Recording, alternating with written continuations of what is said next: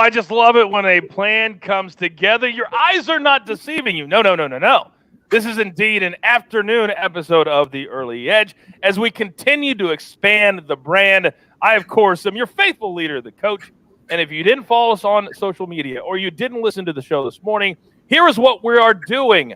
We are now going to be, hopefully every single day, but we're going to start with a couple of days a week, where we do our show in the morning and then we recap in the afternoon and look forward to the games at night. And we're going to be expanding our talent pool as well. So we got a lot to get to. So let's not waste any time here on YouTube. Let's bring in the stars of the show. You know him to our left, or to my left. M Square, what's up, Mikey? Not much, Coach. Just hanging out, watching some afternoon baseball, trying to recover from that Braves. I'll call it a heartbreaker. That one was pretty brutal, but hanging out, enjoying. We got to just finish some hockey, put that up on SportsLine for daily fantasy hockey, be running through some baseball numbers, basketball while we're on the show as well, and just doing my thing. I like it. And this is going to be very casual. It's going to be much more casual than our morning show where we essentially run through picks as fast as we can. We're going to be chatting, talking, send in your questions on YouTube. The jeweler will put them up, and we'll address as many as we can. Now, the other face on the screen right now, first time ever on the Early Edge, but it certainly will not be his last. Excited to welcome Mr. Justin Perri to the show. He is a baseball specialist, but real quick, tell the audience at home what your specialty is, kind of a little background before we get into the picks of the day. Gladly, Coach. Well, first of all, thank you for having me. I'm super excited to be here. Obviously, I've been watching the show for probably months. This is a little bit of a dream come true, but I'm a big college basketball guy. Really got on a nice run building a college basketball model this year, and bringing it over into baseball, trying to do my best to figure out new ways to educate and make better bets for everyone here at SportsLine. All right, very good. We live by the model that says educate and entertain. We try to do it all. Now, in real time, as you were answering the question, Justin, Liverpool scored another goal. Let's go. Boom! In the 90th minute. We needed this one today. So we're going to start with the positives. We'll hit on the negatives. But we had 3 plays in the same soccer game today, guys, on the show. We had Liverpool plus 143. They're up 4-2 in the 90th minute. If they don't hold on now, it will be the worst bad beat we've had all year. We also had both teams to score. We hit that. We also had the over 2.5. We hit that. For some reason, Mikey, it feels like we've won 30 bets in this game, not just 3. It feels good, doesn't it? Oh, it feels great. And, it's like it's one bias that a lot of humans suffer from anyway as well. Like when you lose, it hurts a heck of a lot more than it feels good to win, right? Yeah. Like it does, right? And you have all those strung together. So when you get that emotional part right after the bad losses that we suffered today, and frankly, lately this week is an absolutely huge win. Definitely much needed. Excellent work on the soccer, guys. The thing I love about expanding the brand to doing these afternoon and evening shows is that we can attack a lot of the questions that we get, guys, on Twitter. And Mike, I'll start with you, and then Justin, you can piggyback this. So earlier today, and I asked you on the show, you gave the Braves -0.5 a run for the first 5. It was 2 outs, 2 strikes, up a run in the top of the 5th, and then Morton pipes a fastball, base hit, tie the game, another base hit. They go up 3-2. And that's as bad a beat as you can get in baseball, certainly in the first 5. But a lot of people were asking about giving out the run line as opposed to the money line. Kind of explain it like you would explain it to a 5-year-old, why there's value and why you do the run line. At least lately, a lot. It seems like a lot more. Right. So in that particular case too, so if you look at the odds that you're getting, so a run line might have, for me, it was -110. The money line can be as high as -135 in that first 5. So you're talking about 25 cents is on the dollar is what you're paying more just to be able to push if the game is a tie.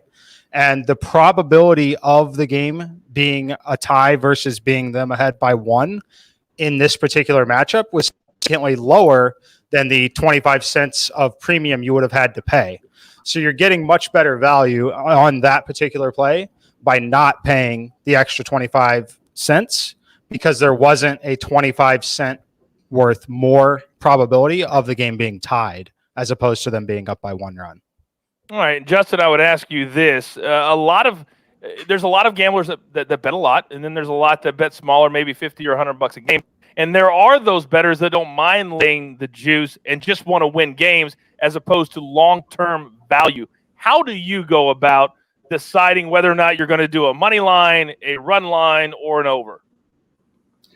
It's a good question. I usually take a look at a game and try to use what I can pull, whether it be from matchups against left-handed pitchers, right-handed pitchers, park factors, weather factors, and just general expected runs from each lineup, and try to get a sense of like where the value really lies in terms of if I want to take a risk on a money line, on the run line, or if I just want to play it straight up and go for the money line. So usually for me, the best way that I go about it is taking the money line first, unless I really feel like there's value on like the line. Like sometimes you'll see a slimmer money line come out to like a pretty big positive line when you take away the 1.5 runs.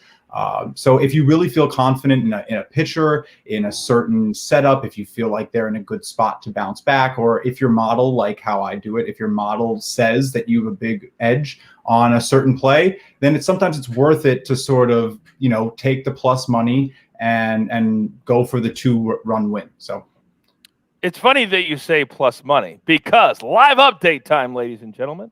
Liverpool has finished the job. They got the job done. 4-2 win. Huge plus money win for us. But in addition to plus 143, guys, we hit the Jeweler's Gym parlay of the day. That feels good at plus 335. We had the Liverpool on the money line. Then we also had the Braves Blue Jays over 8.5, which cashed earlier today. So that feels good. So now we've hit 4 plays in a row. It feels really, really good. I had a question that just came in on YouTube, and it's from Austin Rex Road Photography. And he says, do you see that teams who the public is giving a lot of attention before the season are overvalued for most of the season because of the casual bettor? Either one of you guys can take that. Okay, go ahead. I'll start with it, but absolutely. I've talked actually with Justin quite a bit too, and sometimes it's not even a hot team for this season. Sometimes it's a franchise like the New York Yankees, the Los Angeles Dodgers. There's typically 3 to 4% of inflation on every one of those lines when it comes to betting on the money line. It's an unfortunate product.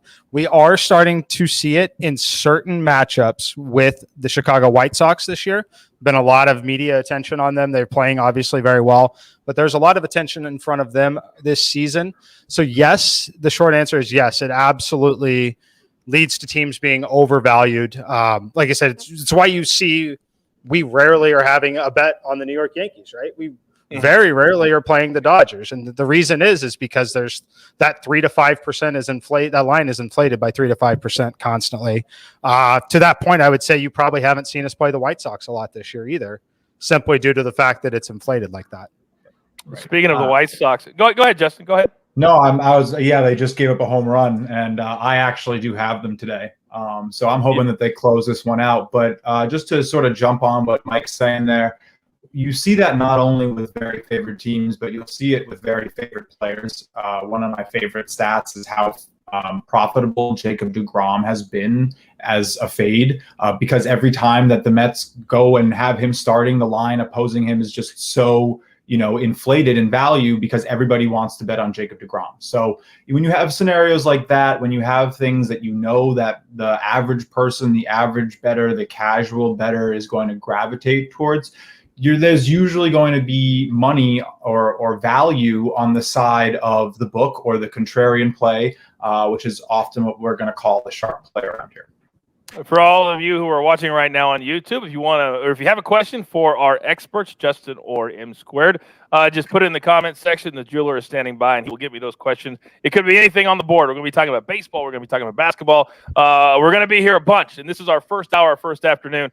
And I'm already enjoying it. I love this live in real time type of a show. So just moments ago, you talk about, and it says here that, I had it wrong. No, the Cardinals did just finish the game. I'm watching on, it's weird. When you watch on an iPad, it's behind the actual game, like 2 or 3 minutes. So the Cardinals have won 2-0. It's over. And it was an A-rated play today, guys, because of how good their starting pitcher was. And SportsLine, the simulations backed up exactly what happened. And 2-0, Cardinals win. What do you make of that cover for St. Louis and the fact that SportsLine had this one absolutely correct? I'll take this one because I had to eat a loss on it. I was back in Corbin Burns, and he's been spectacular. He actually, I think, walked his first batter today. But it's been the Jack Flaherty show for St. Louis, and you just sort of have to give it some respect now. This is 7 decisions in a row for Flaherty. Every single time he goes out on the mound, it seems like the Cardinals back him up somehow. But it looks like it's a great win for the SportsLine model. And next time we'll have to be a little more careful back in just a star pitcher on some interesting statistics. But hey, you can't win them all, right? Mm-hmm. Yeah, definitely agree with that. It was no doubt there was a lot of strong late movement on Corbin Burns. We saw that game move in the market quite a bit, but Flaherty did a great job. I mean, absolutely great job. It's we've seen this. It's a frustrating one if you're on the other side. Probably nerve-wracking if you were betting on the Cardinals. I mean, I don't know what the final score is now, but it was 1-0 heading to the ninth. 2-0. Right, so it ended up being a 2-0 game. So, the whole time when you have Flaherty pitching that game, you're up 1-0. How great do you feel about that at that point, right? Not at all, because I bet on the Cardinals today. Yeah. It's a very, very competitive game. That's a great win. It's rare, guys. Sorry, Mike, I didn't mean to interrupt you there. It's rare that our show is basically, as far as the picks are concerned, is basically over by this time of the day. Right now, outside of some props from the maestro, who's been killing it in the props, all of our games are done. The soccer game's done. The Braves game is done. The Phillies game is done. So we have an opportunity, guys, to look forward to action tonight, not only in Major League Baseball, but also the NBA. But I want to start with baseball. And when you look at some of the games tonight, I'll quickly just go through them. Giants, Pirates, that's a 6:35 start. Yankees, Rays, 7:10. Athletics, Red Sox, also 7:10. Rangers, Astros, 5:10. Reds, Rockies, 8:40. My phone shows, it's funny, I live in California, guys. So my phone shows West Coast time. And I always get confused because I forget to add the 3 hours to it. Marlins, D-backs at 9:40, and then a late game in Seattle, the Indians and the Mariners. And you mentioned, guys, that you don't play the Yankees very much. They've won 15 out of 20 now. And they won the first 2 games in Tampa. They're laying 130 on the road tonight. The STQL gurus, they're on the Rays today at SportsLine. And there's all kinds of numbers that say that in this spot, it should be the Rays. How do you feel about the Yankees sweeping the Rays on the road when they just got swept by the Rays in the Bronx?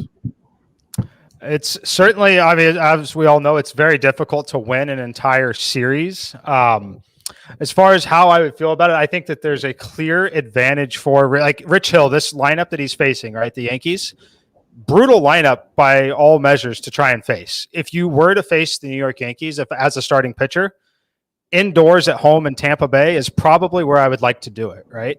Outside of maybe extreme weather pitching conditions at Wrigley Field with the wind blowing in.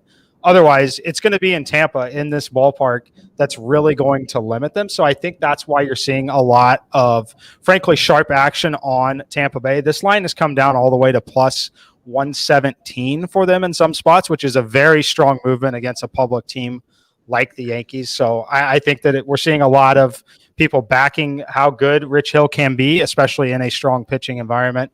And then on the other side, Jameson Taillon, while he's been pretty decent and at times for the environment that he has to pitch in, it's one that I think that this is a spot where the Rays could potentially get right, as they're much better against right-handed pitching than left.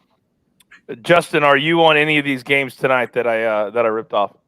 Well, I am not on the Yankees, even though I'm sitting here in New York City. But I am taking the over in the Colorado Rockies game with the Reds. I really like this spot for the Reds offense to sort of put some runs on the board. Most bettors are very aware of what Coors Field has to offer in terms of the density of the air being like so light that the ball just carries, right? And it's not even the biggest ballpark. So we always like playing overs there. The numbers are always set high.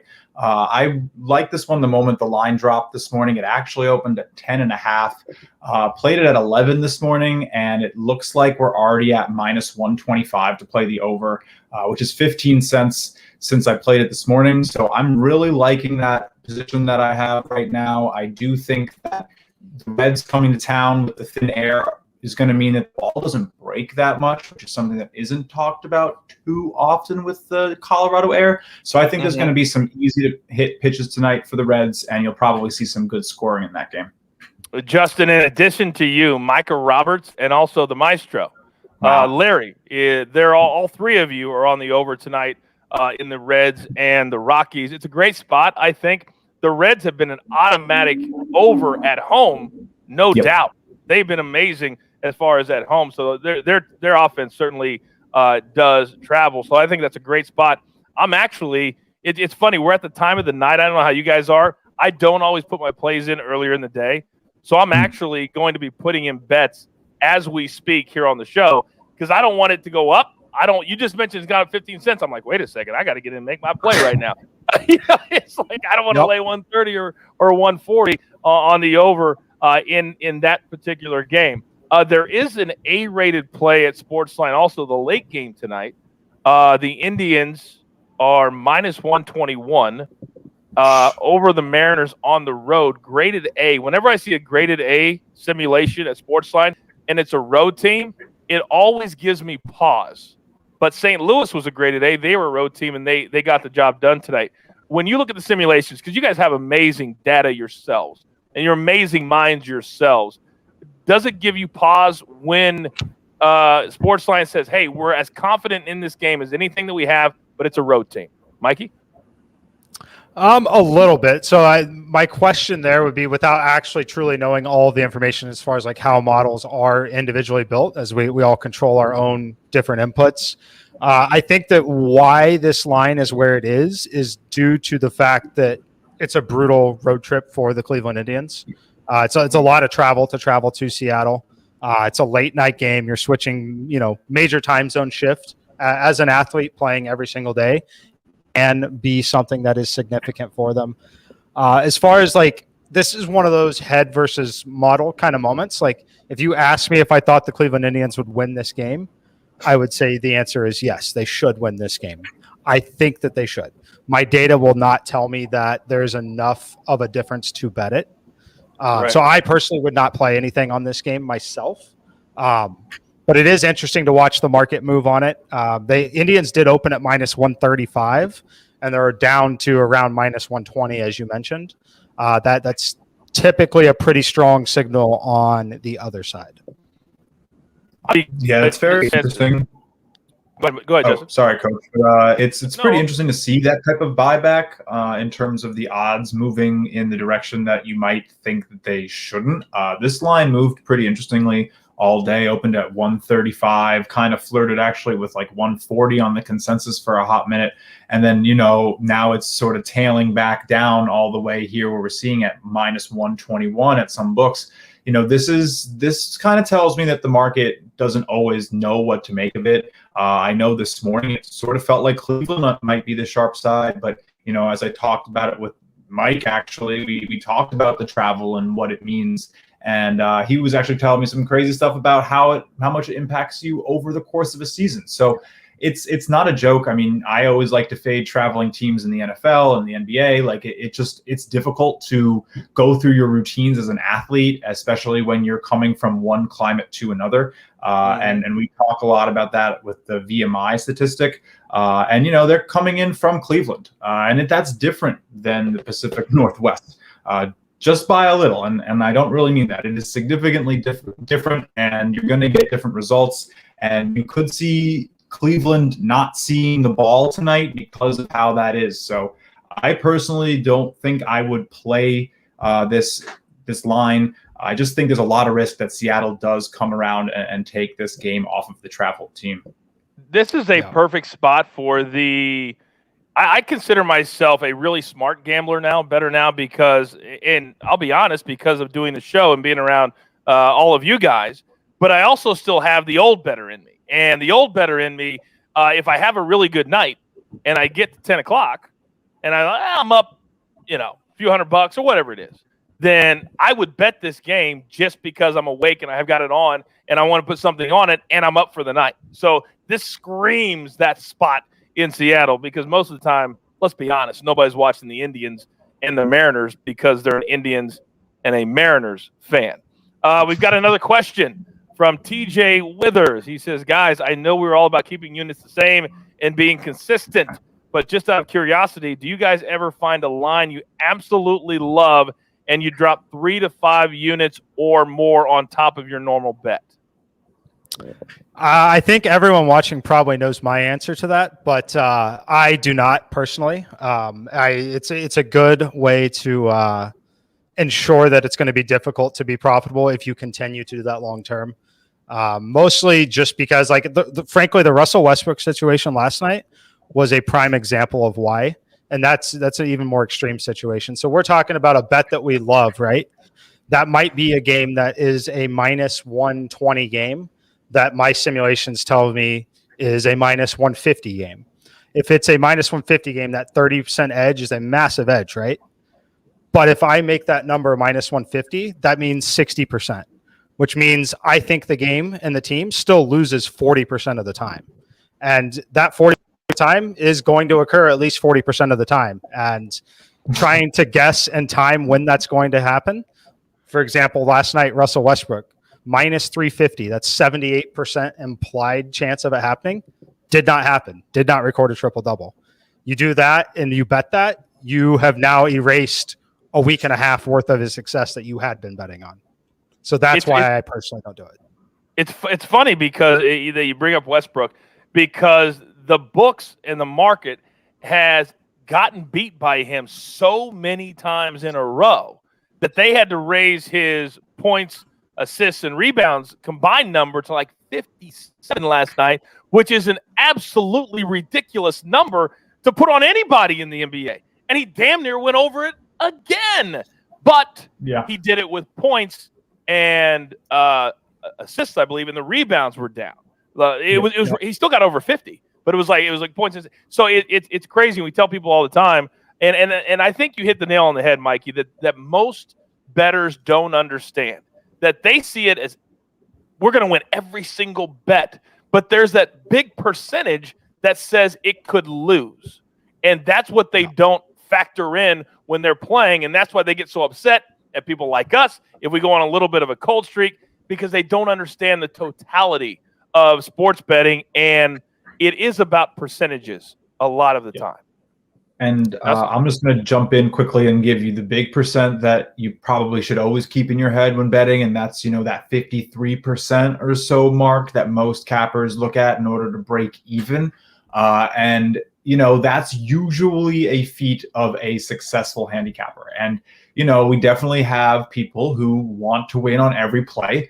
And, well, if it was that easy, it wouldn't really be gambling now, would it? So, we just sort of have to take it play by play, go with our edges. If you follow Mike, that he had the 20 in a row run, some unheard of thing, and every morning you could just check in and lock in a winner. Well, sometimes things like that are going to regress to the mean, and they should, because if they didn't, well, it wouldn't make any sense to people like me. Correct. I would be on a yacht right now. I might invite you, but I would definitely be sailing on a yacht somewhere. Well, you know that old joke. They said, what do you call a guy who wins 58% of his bets? Retired? I don't know. Retired, right? Yeah. Retired. Yep, that's a good one. It's just not that easy. And that's why I say all the time on the show that we educate, but we also entertain. It's the education part. Because just like, guys, when we do our golf episode, for instance, and we potentially give out a winner or 20-1, and we say, listen, sprinkle a little bit because it's hard to get a top 20. And it's always very, very difficult in certain sports to pick certain winners. And that's why we say all the time, don't put any money on a winner in golf. You literally have to beat 155 other people to win that bet. And that's not value. There's just no value there. And that's why, like, there was a play this week, plus 800, I believe Bryson was, for the Byron Nelson. Why would you ever play that?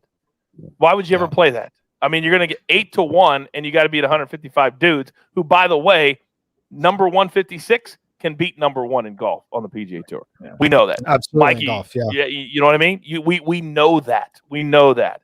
All right, let's spin it, guys. If we're done with baseball. And are you guys having fun yet? This is awesome. I loved it. I want to mention one more thing real quick on baseball and kind of what we were talking about. So like as far as the winning percentages, right? And like this is more of a comment normally for daily fantasy players and other people. Really, you can use it in any aspect of your life, right?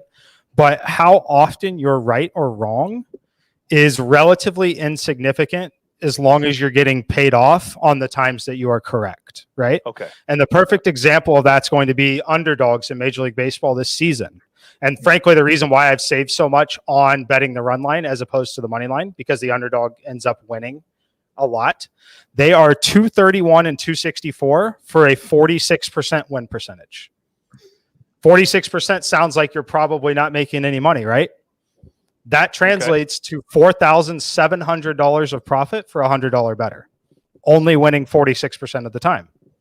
Because it's always like plus 141. That's what you're talking about, right? Right. Gotcha. So gotcha. Underdogs are hitting at only 46%, but that 46% after this week will likely be $5,000 of profit for a $100 better, just blindly betting the underdog in every single baseball game.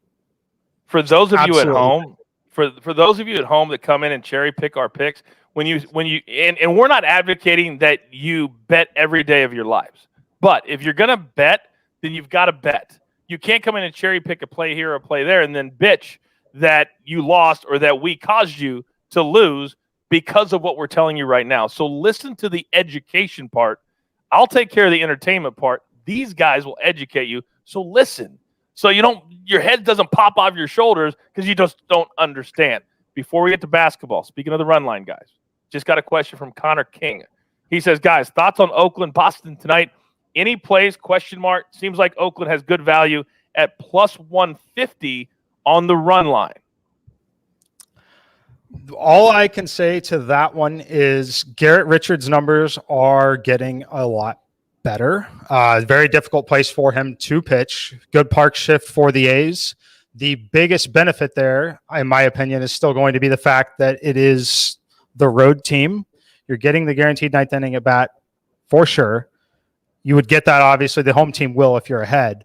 But when you get to extra innings in any potential situation, we're seeing a lot of interesting things happening in extra innings because that team is starting with a runner at second base with 0 outs. So at that point in the game, I've talked about run expectancy a few times. So what that means really quickly is if there's a runner on second with 0 outs throughout the history of Major League Baseball, essentially, we use 10 to 15-year windows. The average number of runs scored is 1.1 runs. So you're instantly giving that road team 1.1 runs the second that extra innings start on average. That plays a big psychological role, especially if they could tack on more than 1 run, because again, 2 runs is still more likely than no runs being scored when they have that starting position.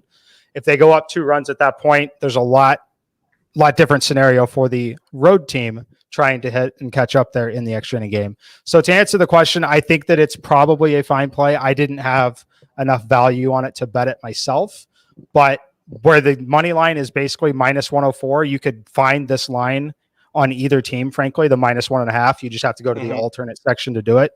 If I were to take one, it probably would be the Oakland A's in the spot. So here's the deal. Matt Severance on SportsLine is on the A's plus 1.5. But I always say the juice is worth the squeeze. However, this is minus 200 for plus 1.5 on the A's. That might be a little bit too steep for me to lay.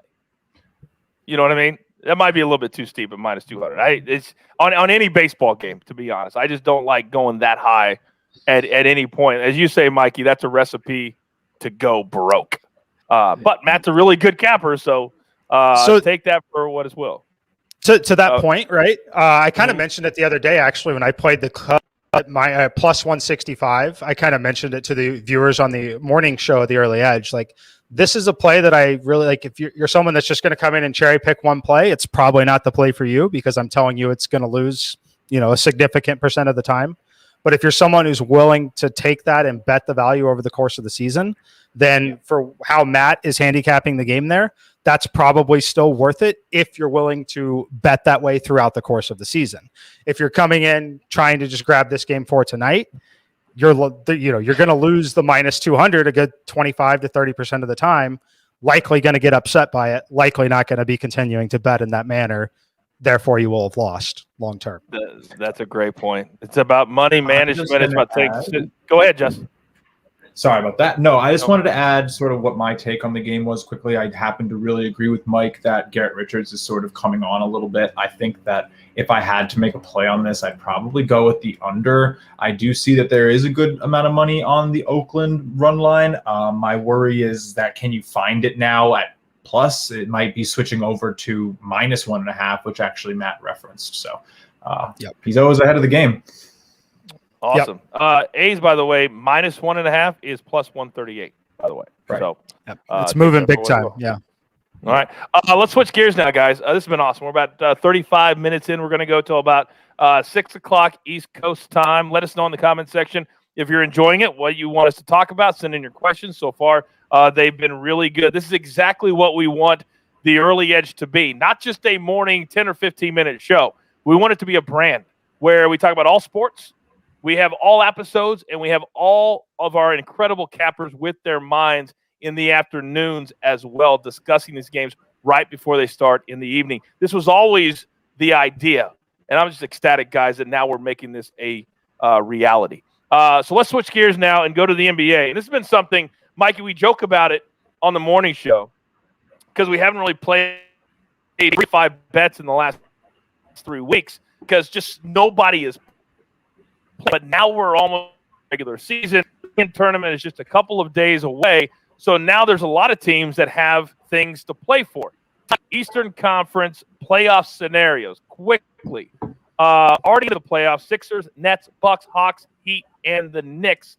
The Sixers clinch a 1 seed and the Atlantic Division tonight with a win. The Hawks clinch the Southeast Division title with a win and a Heat loss tonight. The Heat are playing the Sixers. We're going to get to that game in a second. Clinched on the play-in. I doubt the Celtics, even though they're in, even care to be in at this point. They're terrible. They got crushed by the Cavs last night. Come on. Hornets, Pacers, the 10 seed right now. Bulls eliminated with a loss tonight, and the Wizards would clinch that 10 spot. So all the teams would be in as far as the Eastern Conference is concerned. So let's jump right in to the Heat and the Sixers tonight. This game is in Miami. 7:30 start. Miami has been favored most of the day, but as we look at the line movement at SportsLine, I can tell you that right now Miami is +1. What do you guys make of that? Oh, wow. That's interesting. They opened at +1.5. They went to -2.5. Let me pull up a couple sources and confirm where it's at right now, because that would be they're -2.5 right now. They opened 1.5. They're -2.5. Oh, my apologies. I was reading the open instead of the current. My fault. You're right. Yep. You're right. Okay. Yes. So that right there is, it's meaningful. Obviously, that's a huge move in the NBA. So I can tell you basically my read on that situation, which I find interesting because they can clinch that 1 seed if Joel Embiid plays. That kind of line movement, especially in the favor of Miami with Jimmy Butler questionable, tells you the only possible scenario there is that Joel Embiid is severely limited and likely not going to play. Otherwise, you're not going to see 3 points of movement on a team that can clinch the 1 seed with the other team's best player, Jimmy Butler, listed as questionable. I just wanted to jump in and mention the over in Miami Heat games are 10 straight overs for the Miami Heat. And I know we're about to talk about Micah potentially being on this over. That's crazy. 10 in a row. I definitely agree with Mike that it looks like Embiid is probably not going to play to his full capabilities if he does go. I definitely see some sharp money on the Heat. I probably wouldn't play it, but I am very excited for these actual important basketball games to return, because it maybe feels like I can start handicapping them again without having to fear about, who's in, who's out. So I'm very, very Exactly. coming week or two in the NBA. Well, To see some NBA from me. So there's been two teams that I've noticed that have really made a conscious effort, guys, to up the speed of their games, and that's the Pacers and that's the Heat. When you look at the last several games for the Heat, 129 against Boston, 130 against Boston, 121 against Minnesota, 113 against Dallas, but then 121 against the Hornets, 124 against the Cavs. That's not just hey, they had a couple of good offensive nights. That's making a conscious effort in the game plan to speed up their game. I think they finally realized that Eric Spoelstra has realized that with his shooters that he has on the team, that if they speed up their game, they're going to have a lot more wide open shots than playing a half-court offense, and you got to run around and hopefully hit those shots. Is that what you guys have seen when you've watched particularly the Heat, who, as we know, made it to the NBA Finals just last season? I would say that a little bit. I'm looking back through some of the games. So you have to shoot hot to get those kind of numbers. It looks like they're shooting 50% from three as a team, which makes a lot of sense. Obviously, they have a lot of shooters, but they're definitely playing with a quicker pace. There's no doubt about that. I haven't looked into their efficiency numbers enough to know if it's just a really hot stretch or if it's truly a massive increase in pace. But based on the sample size that you're talking about there, I would say they've definitely increased the pace, whether intentionally offensively or subconsciously a little bit by relaxing on defense a little bit as well, and trying to stay healthy and get through to the end of the season, because I think that's a very real thing. I think that's likely what's going on with the Indiana Pacers. Not to switch games yet, but on their end, a lot of their pace is coming from the lack of effort on the defensive end. Right, they don't have Turner, who's really helped their defense through the whole year. So without him, I think teams are scoring more. They're pushing their pace of play, and we're seeing just a faster game coming out of there. I know that the Pacers now on the year are especially good on an over when they're the underdog too. So especially with this Bucks team tonight, I think it's another good spot for an over. Again, I'm not necessarily making a play, but it's something I'm watching as the season sort of winds to a close, so I can start to understand how these teams play for the postseason. It's funny when Dallas and the Sixers are two teams in particular that I've noticed that when their stars are out, Embiid and Doncic, they play a lot faster. They score a lot more points without their superstars in the game. And I feel like their overs hit when their superstars miss. I've got a question, guys, from Stadio Wizzy. So I have a question. Why does it matter if the Heat hit 10 straight on the over? ? Aren't they all independent events? I just see a lot of people mention these stats, but I don't understand it. Yes, they are, in fact, independent events. However, they, as we were trying to discuss there a little bit, some of the reason why they might be hitting on the over is a combination of intentionally changing the game plan as far as playing a little quicker, playing a little less aggressively defensively. But yes, you are correct. They are technically independent events. And the market does set the line each time, but they likely, like we're trying to talk about there, is they're essentially either shooting much better, playing at a much faster pace, playing worse defense, all of those things.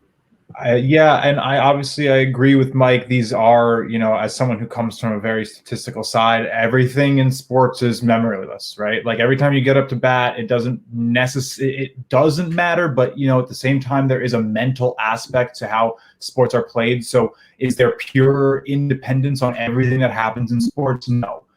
They aren't coin flips. There is memory, there is human elements. And, to build on that, the Heat overs have also gone over by like 10 plus points every night on the last 5. So we're not talking about like a slim little bit here. We're talking about like a vast difference between what the books are expecting and what we're seeing as the result. So you'll hear Mike say it, you'll hear me say it. The White Sox just won. Let's go. But you know what? I love it. You can't take a better out of a guy no matter what. But You're damn right. You're damn right. That's look, why we're here, baby. That's why we're here. They're blowing these totals out of the water. So, I mean, could it be a trap? Sure. Is it, especially if Embiid and Butler aren't playing, could you see a little bit more of like a college style or like a free run type of game where it's just who scores the most and we're going to just sort of let the cuts to the basket happen? Yeah. So I'd play the over, but it isn't an official play for me by any means. Okay, let's switch gears. It's amazing we've already done 45 minutes. It feels like 5 minutes. We got about 15 minutes left today. Let us know if you like the show. We're going to be, if I know us, it's going to be a daily thing before it's all said and done. The late game tonight, guys, on TNT, really good one. Blazers and the Suns. And when we look at the Western Conference, teams that have already clinched, and I'm really excited about the Western Conference playoffs this year. Jazz, Suns, Clippers, Nuggets. Suns clinched the Pacific Division title with a win and a loss by the Clippers tonight. The top 6 in contention, Portland, Mavs, Lakers. The Trailblazers can clinch a playoff spot with a win tonight. Clinched on the play-in, because that's very different now with the play-in. We say a playoff spot is 1 through 6. Play-in is 7 through 10.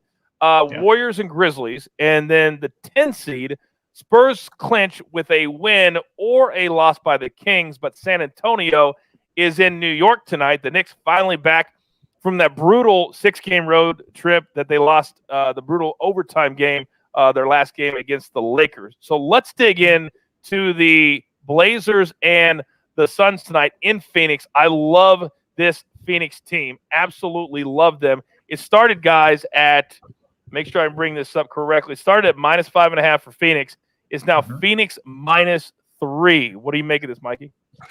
Yeah, we've got big news, big movement here. Makes a lot of sense.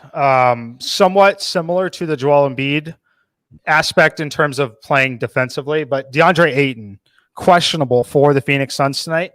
This line tells me he is highly questionable, if not already for sure going to be out. When you see 2.5 points towards the other team there, because what's also telling about it is this game opened at 229.5. It's sitting at 236 right now. Oh. And that tells me that what? Yeah, that tells me that is a huge. The only other game that's moved that much on the total is going to be the Pacers game, and that's going to be Karis LeVert also out too. There's just absolutely no experience defensively at the NBA speed for the Pacers. So that's what's happening there. But this one tells me Ayton is for sure going to sit. The market reacted to it a little bit on the point spread, but it really is reacting to it in terms of the total. And I think that there's a couple reasons for that. Number one, rebounds may not be as competitive.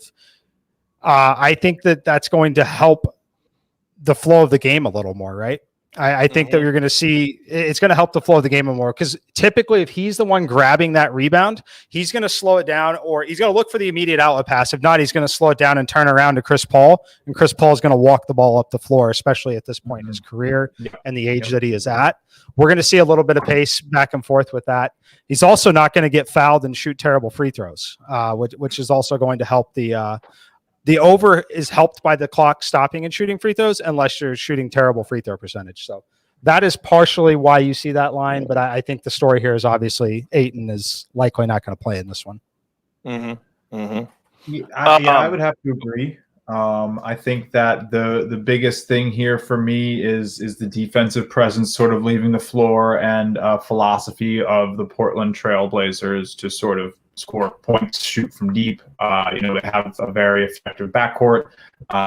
It's going to be an interesting game. I think the spread coming down 2.5 points kind of gives you a indication that some people probably believe that Portland has a pretty good shot to win this one tonight.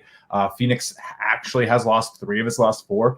And it could be another spot where they drop a game you might not think that they should. I mean, they've lost the Hawks, the Warriors, and the Lakers, only beating my Knicks. But hey, we're in the playoffs. You know what's crazy? So many times that when a team plays back-to-back nights, and the Blazers played in Utah last night, and they won by 7. And we saw this same thing earlier in the month, they won in Boston in a really highly contested ball game, 129-119. The very next night, they went down to Atlanta and they lost by 9. And so tonight's kind of the same scenario. How much do you guys play into your handicapping when it's a back-to-back scenario and the team has to travel from road game to road game? So it is significant. The one thing that I would say is, after reading through, I believe the jeweler put the rundown together today. If so, whoever, it was jeweler or Greg, I don't know who did the rundown for this show, but I just looked at it, and it's very helpful to have a lot of the motivation out there, because at this point in the NBA season, I haven't run my NBA simulations for tonight yet, because I'm only running them for the purpose of playing daily fantasy. So there's no edge to me running them early in the day at this point. The Trailblazers, they're the 5th seed in the West. They clinch with the win tonight. They do control their own destiny. If they lose, they can fall into the play-in tournament. Yep. They can avoid the play-in tournament by winning, right? However, the Suns, they're the 2 seed. They're a game and a half back of the Jazz. They do own the tiebreaker, but it's unlikely that they're going to pass the Jazz here. They're 2 games ahead of the Clippers. The Clippers very likely to get there and pass them for that. So I think that because Ayton is out and the motivation is so high, this is honestly this is a gettable game for the Trailblazers. I think we see Dame time tonight, right? Like, it's not going to shock me if Lillard plays 4 minutes here. It's almost like a win or go home game for the Trailblazers, as close as you can get in the regular season. So for that reason, I think that because Ayton is looking like he's out, if I had to play the game, I probably would still play the Trailblazers, and I'd be mad at myself for not doing this earlier in the day. I fully agree. I'm just going to drop a little bit of some Trailblazer statistics on you. So they've won 9 of their last 10, right? Since April 27th, they have a plus 14.3 point differential. They've had the most threes made, highest 3-point percentage. Lillard's putting up 30 and a 131 plus minus, which is just ridiculous. He has 6 straight with 30 points, which is the second longest streak of his career. He has done it 8 times last year. So I think, like Mike said, it's Dame time. The Suns are probably sort of looking at this saying, all right, we're probably not getting the number 1. Ayton's not going tonight. It just wouldn't surprise me to see this be a little bit of a surprising upset, and the Portland probably wins this without, as much friction as you might think if Ayton was in there. It definitely makes a huge difference, because now everybody can go to the basket without any fear whatsoever. Another game tonight that has, I think, some significant interest, even though it's a potential 10 seed against a team that's already into the playoffs. But I think there's a lot of interest, guys, in the New York Knicks and how they play. They covered the other day by half a point, even though they lost in LA. They were getting 2.5 or 3 by the time the game went off. They're back at Madison Square Garden. And I believe that when the Knicks are good, the NBA is just that much better. And tonight the Spurs come in to MSG. Do you think, and we know players don't like it, but the teams that are 9 and 10, at least they have a chance now, which in years past they haven't had. So do you think the Spurs want to get in and are motivated to play? Because the other night they scored 144 points against the Bucks and beat them. But I don't know how badly a team wants to get into the play-in tournament at the 10 seed. I just don't know. What do you guys think? I think that they definitely want to get in. I think it's probably the Spurs are a winning organization. They always have been. They've always been about, being a actual effective organization. I think they have a lot of young talent that they know even a 1 or 2 games in the postseason might help significantly develop. Keldon Johnson has been incredible this year.